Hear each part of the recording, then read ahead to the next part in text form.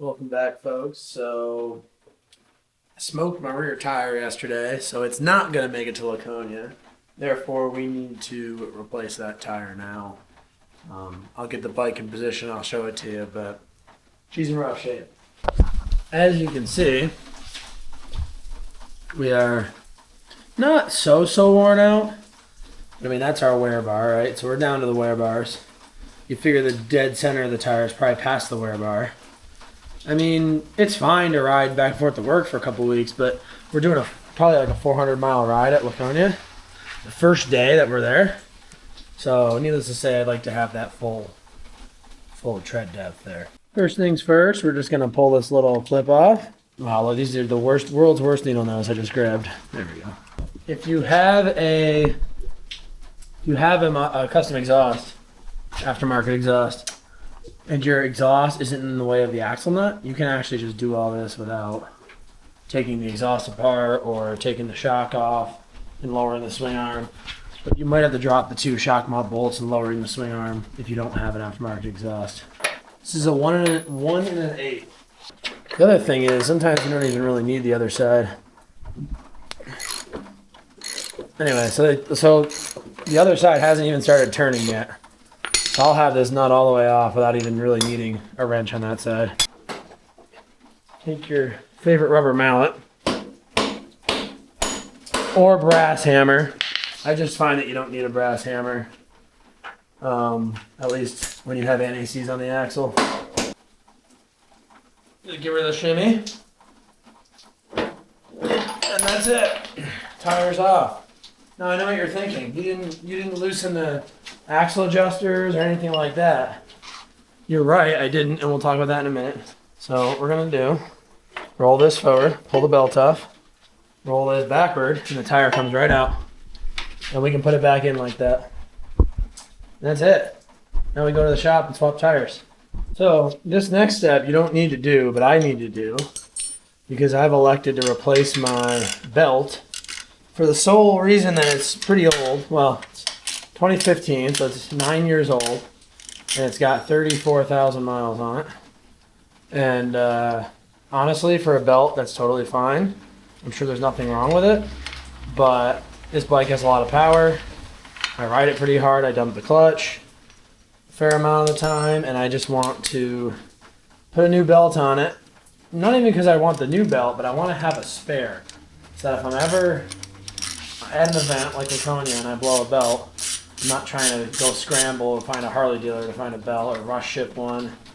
And I'd rather just put the fresh one on now in hopes that the fresh one, of course, will have a better probability of lasting.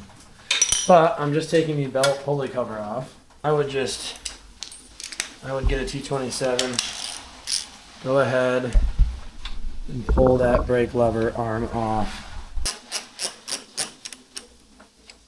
Okay, that gets that out of the way. I gotta get some more light up in here, but anyway, so that's out of the way now. Now, I'll put some light on this for you. You can actually get the socket in there.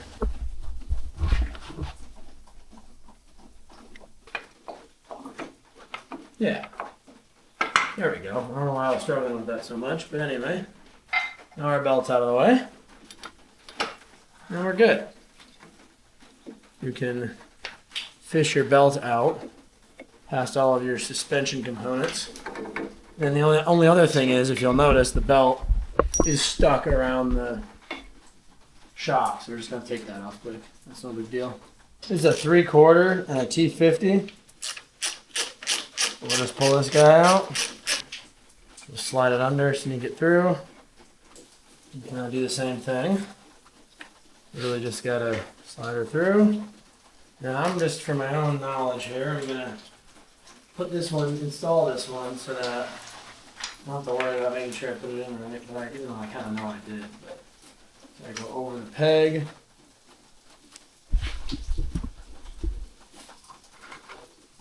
Look at that. There we go. Now she's good.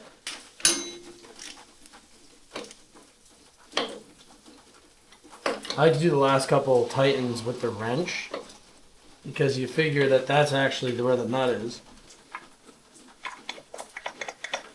And we'll Get that guy started. We basically run it all the way in. Just because we're here on it anyway. But I would recommend, as with anything on a Harley, you should Loctite everything. It's just best practice.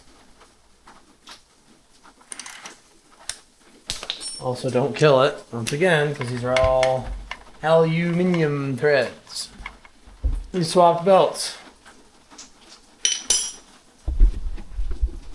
Step here is to let the air out of her.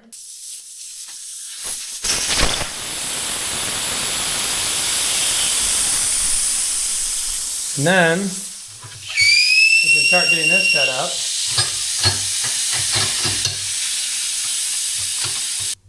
This is the good old-fashioned Harbor Freight bead breaker, so it's a compromise no matter what you do. Take my word for it. We'll get her. There we go. Eventually it goes. It's just a little quirky. And we gotta pry this baby out of here.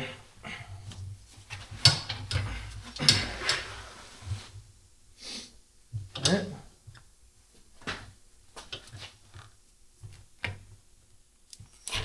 Nice.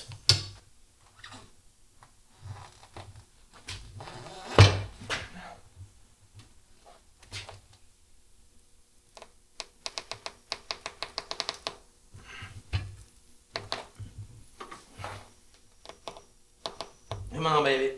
There it goes. If you stick with it, even though it's kind of all janky and half on this thing, this is not a very good tire bead breaker.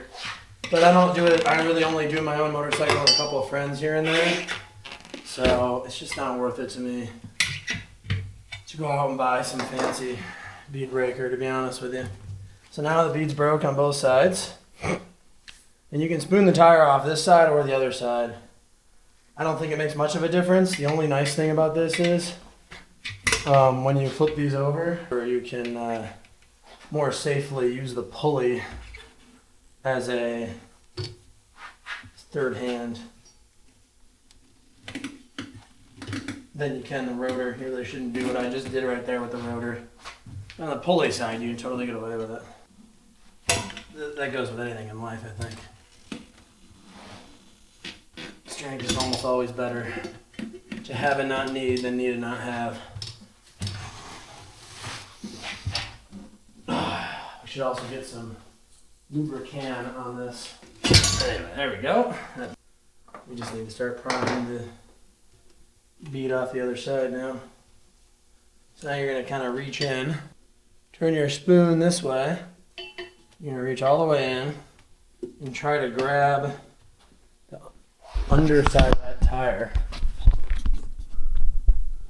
So my spoon is under there. Now we got to pry the entire tire off. So now we're going to do the exact same steps, just with both sets of the tire. And this one, you can usually, once you get a couple spoons in there, push this guy right off. So we'll see how that goes in a bit. This one up. Usually, not always, you can get your fingies underneath the wheel. And you can just muscle it up and over. Like that. So again, that's going to take some strength, but you can do it. Then that's good. Now you're going to want to clean the absolute crap out of this wheel because it's all nasty and dirty. I like to just use a piece of Scotch-Brite or even sandpaper and just knock all this. You can see all of that debris on there. That's clean enough. You can see a little bit of darkness here, but it's not raised. It's just kind of on there. Like I said, this bead will seal perfectly fine. Actually don't need to go crazy with the bead of the wheel. This is the right side of the bike. The direction of rotation is this way. So if we turn this up, it's backwards, right? So we gotta go, where's my valve stem, brother? Oh, it's on the other side, isn't it? So first of all, on these Michelins, the light part of the tires where that tag is, see that little tag on there? That's the light side of the tire, which you always match up to your valve stem. So the valve stem's right here, center of that. So we're gonna go this to here, okay? Right there. And then the rotation mark is here. So this is the right side of the bike. A Sportster, your pulley's on the right side of the bike. Your rotation is going this way. So when it's turned up on the bike, spinning that way, so we're good. So that's the correct direction. And then I like to take, believe it or not, they make tire mounting goo, but soap works fine. Totally fine. Just take a little bit of soap. Actually gonna flip this back up. Put on the entire bead. And you don't have to kill it. You just need a little bit of soap. Goes a long way. It's just nice because it stays soapy, oily, greasy, if you will, for the entire install. And then over time, it easily gets pushed out.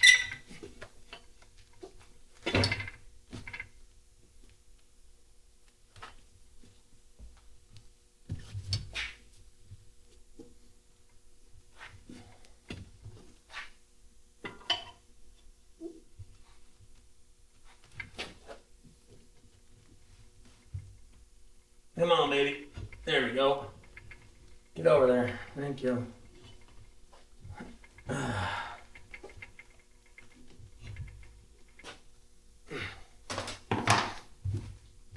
It's like CPR for your Harley Davidson.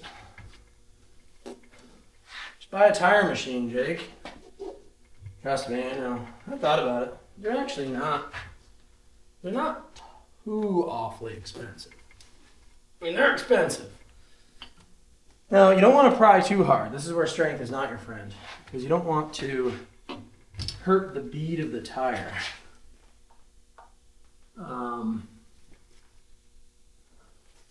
You also want to make sure that the other bead on the backside is going into the very center of the wheel, which will give you the highest probability of success.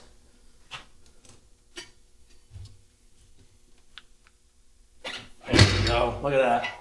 It's technique. You don't have to force this.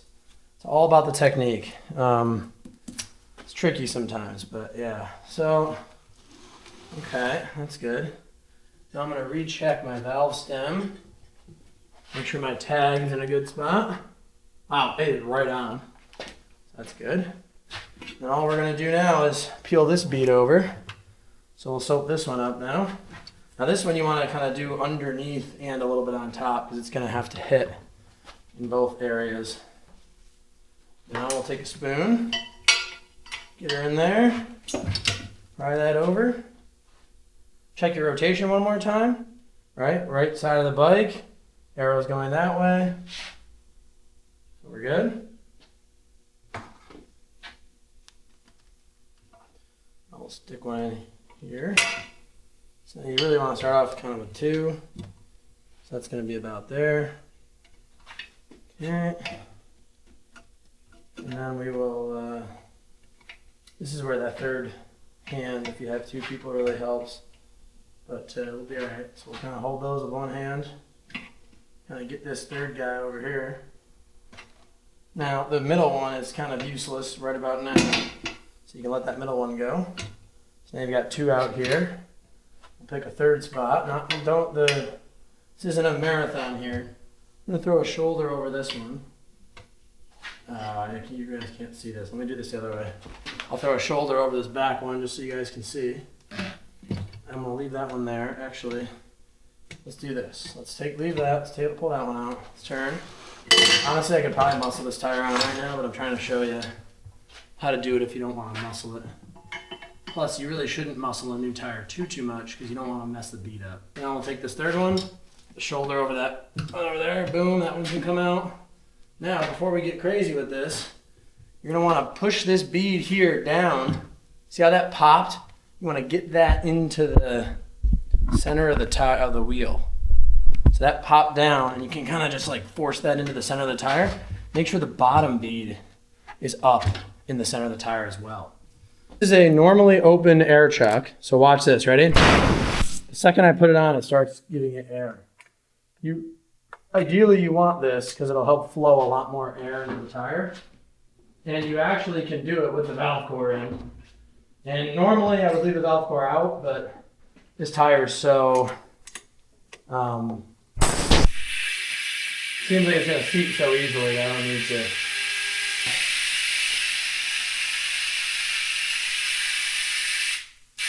All right, I've been proven wrong. Thought she would just go super easy. So let's pull the valve core back out, and we'll do it with the normally open chuck. Ready? Oh my gosh. There you go. Wow, we're getting a lot of air leakage.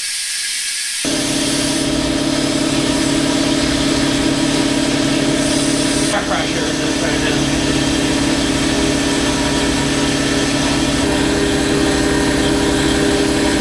Sometimes itself will help seal things.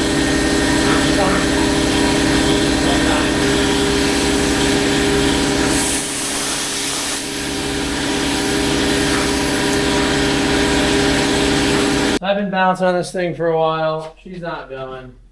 We are going to do the ratchet strap trick. The bead just right here where I'm putting the ratchet does not want to seat. It's still inside the wheel. So the thing that makes it easier or possible to mount, unfortunately, it does screw you up a little bit when you go to actually fill the tire up sometimes, because then that wheel is the tire's inside the wheel there. So it's okay. We'll take good care of it. Ratchet strapped that down. We're really pinching that now. So we just got to get it to start holding some air, and at the same time we'll release the strap and it should pop the bead for us.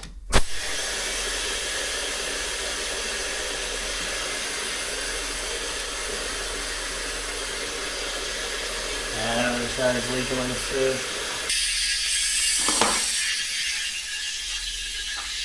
Another biscuit. All right, folks. I've been trying for about an hour and a half, and long story short, we're either going to have a set bead, or we're going to have fire on our hands.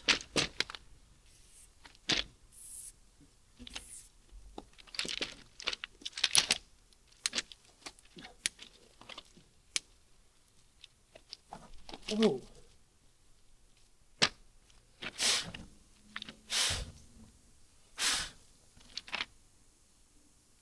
Alright guys, so what wound up happening was I had to use starting fluid to get that tire to mount. And if you do it right and just use a very little bit of starting fluid, it's not a huge deal. I know people get all nervous about that, especially on motorcycles.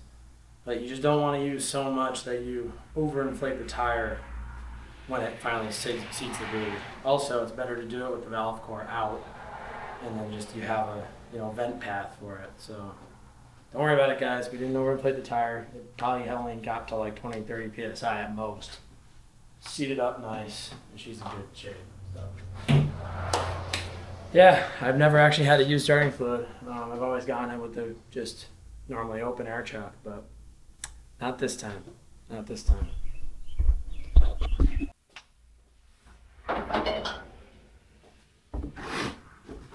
All right, so I've got really old anti-seize on this, so I'm gonna clean it off and put some new stuff on, just because it's getting a little tacky, and I think we'll be better off with some new. Also, the newer bikes have a hollow axle. It's probably plenty strong. This is probably totally overkill, but an interesting thing to know. Spread this all around. You don't need too much. Just gets all over the place if you do. Like I said, I probably put too much on there. Should have done half of a row. Maybe not actually, this is covering decent.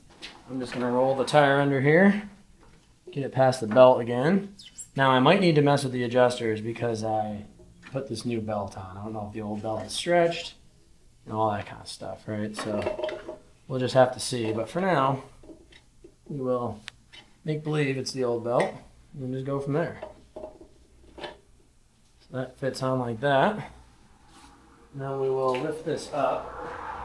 You can use a floor jack if you'd like. It's definitely easier that way. Gotta go down a little bit. Oh, that was not good.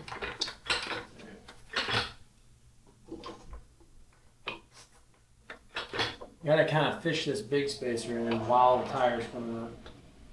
This is why the jack is super helpful if you're by yourself. This just gets weird to try to do on your own.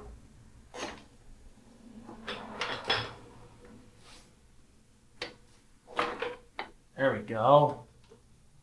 Okay. Put that in there. Keep going up with the tire. There we go. Look at that. Pinch. Give ourselves some more room. I think we need to be closer with this new belt now.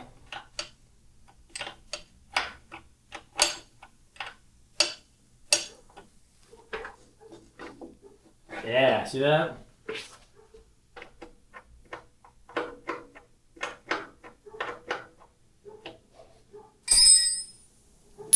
Spacer fell out.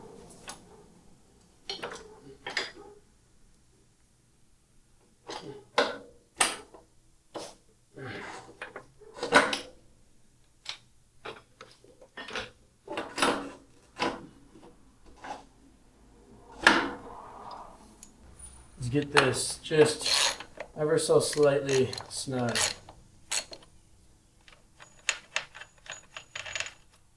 Because, like right there, nothing crazy. Spin out a little bit. Actually, our belt's not too bad. So you want to really do this with weight on it, but I've kind of, so that's actually too loose. So we're gonna need to go back, which is fine. So that how I like to do this is adjust my tensioner on this side first. So like that's pretty good tension right there. That's a little too much. Now, because this bike has long shocks, you want to kind of keep it a little on the loose side. Right there. A little bit tighter. It's pretty good. I actually lost my original measurement tool, but I'm going to show you how I like to do this. I have a new, I actually improved upon the system, so this is what I'm going to do now. I have the zip tie that you can move. So what you're going to do is go to the swing arm bolt, the center of the swing arm bolt, which it has a mark on it. So that's nice and convenient. Okay, so you can see that there. Center of that bolt there. And then you're just going to line this up with like the front edge of that hole, or however you want to do it. So that's the front edge right there. Okay. Then we'll go to the other side. And just make sure that's the same. Which it probably won't be, obviously. Because we're not adjusted yet. But yeah, so we're actually pretty close. But we got to go back a little bit on this one. Once you got it straight, she gets torqued to 80. Well, 78. 72 to 78. I just do 78. And your old C-clip back on. That's pretty much it. What we'll do is lower the bike and well, first of all, make sure everything spins good. Check our belt tension one more time. Seems pretty good. We'll lower the bike and just feel it and see what we think. Also, by the way, I never actually tightened the brake arm back on. Feel that belt tension. That's pretty good. Not too loose, not too tight. Just want a good little, believe it or not, a little loose is better than a little tight. Blow up a belt real quick. It's could be tension like a banjo string. It also gets hotter as you ride, and therefore it gets a little more tension in it. So, as always, thanks for watching. God bless America, and I'll see you on the next one. Bye.